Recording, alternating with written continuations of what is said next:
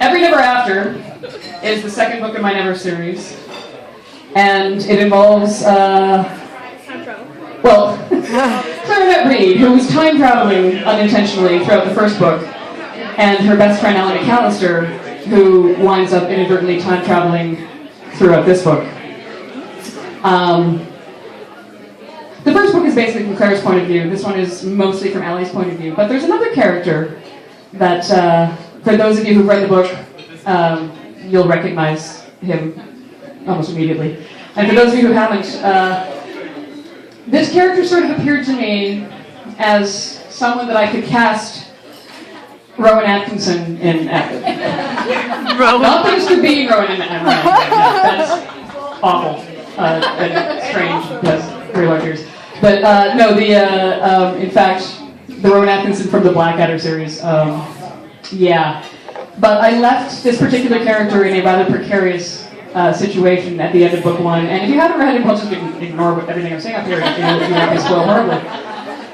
But I'm just going to read you. I'm going to read you the prologue from Every Never After. Prologue. AD 61. Stuart Morholt awoke in a bag. All things being equal, he probably should have considered that a stroke of extreme good luck. Change one single letter in that word, and he could have just as easily woken up in a bog. Or not at all. Neither of those possibilities was even remotely a stretch at that moment. As it was, the bag was bad enough. It was made of coarse, scratchy fibers that irritated the skin of his cheek where his face rubbed against it. It bounced roughly up and down in a motion sickness-inducing fashion, and it reeked, overwhelmingly, of fish. Morholt loathed fish. He loathed a pair of smarty-pants teenage girls named Clarinette Reid and Allie McAllister even more than he loathed fish.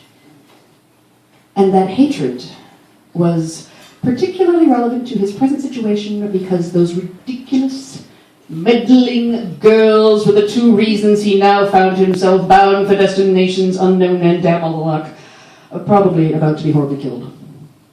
When finally Morholt was unceremoniously dumped out of his bag, he almost immediately wanted to crawl right back into it. The woman standing before him was wearing what looked like a cloak made entirely of raven feathers. Her cheeks and forehead were covered in bright blue swirls of Celtic war paint. She reached out a hand and grabbed his face. Morholt's body jerked spasmodically, as if he'd been mildly electrocuted. Ow, bloody hell! He grimaced through clenched teeth. The woman staggered back a foot, her black gaze sharpening, as if she'd understood him. Just as he understood her when she said in her own ancient language, "Blood, indeed. You have power. I can smell it on you. I'm surprised you people can smell anything beyond your own rank ambitions." Morholt muttered, forgetting for an instant that the woman could understand him. But she ignored the insult and leaned in, eyes closed. "You smell of blood," she said, breathing deeply through flared nostrils. "And fire. And fish. Don't forget fish. You also smell of gold." Her hand shot out again, and she gripped him hard around the throat with fingers like iron bands. "Stolen gold." "The owl!" Morholt gasped in pain. Yes, that's what my gold." Stuart Morholt silently cursed the names of Clarinette Reid and Allie McAllister.